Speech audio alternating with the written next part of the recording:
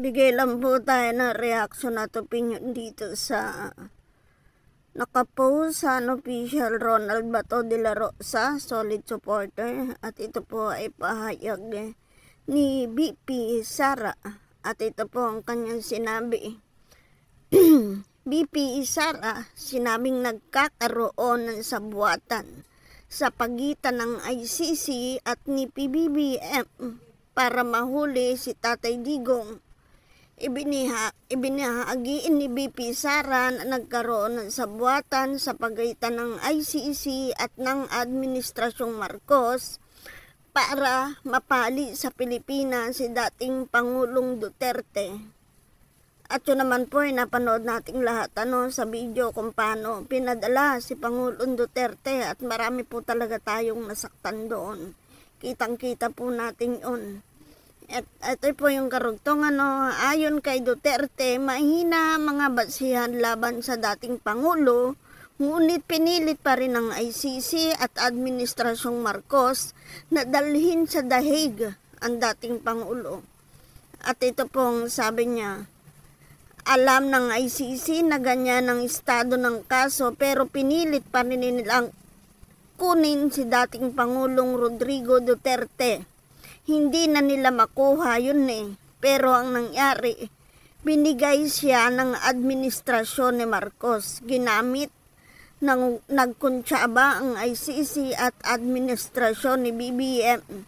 Gamitan tayo dito. Kailangan yun ang kaso, kailangan naming palayasin yan dito kasi talon-talon na kami sa politika. Ito po ang sabi ng ating BP Sara. At magbasa po tayo dito ng mga comment Ito po galing kay Inday. Bangag talaga, Inday BP, makarma na Jude na bangaga. Ito pa. 2028, all 32 million are vote again, kaya singilin natin lahat sila. Ito pa, nakalagay. Babawi tayo sa 2028, ilalampaso sila lahat. Napakadami po, halos po dito talagang sangayon kay BP Sara. Halos lahat ng comment ay sangayon sa kanya. At ito po, napanood ko rin ito sa may nag-live nun sa dahig isang araw. At talagang binitawag ng salita to ni BP. Noon ko lang siya narinig na nagsalita ng medyo talab na talab sa puso ko. Kasi matagal ko na hinihintay yun kay BP Inday Yung magsalita talaga siya ng bilang anak. Bilang anak tapos bilang vice president.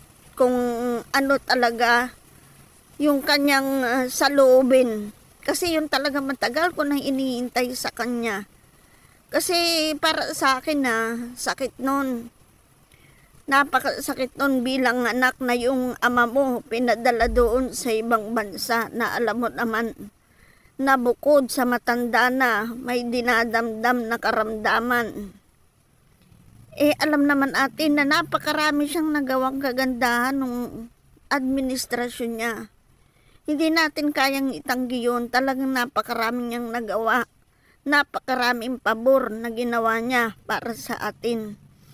Kaya naman sana ako sa totoo lang dadasal talaga ako para kay Tatay Digong na sana talagang maawa naman sa kanya kasi 80 years old na siya at payat na nga. Sana naman kawaan siya ng ICC at ng administrasyon. Yun po ay parang bilang na lang sa kumbaga sa yung sa katanda, sa edad na lang niya, yun na lang po sanang isipin.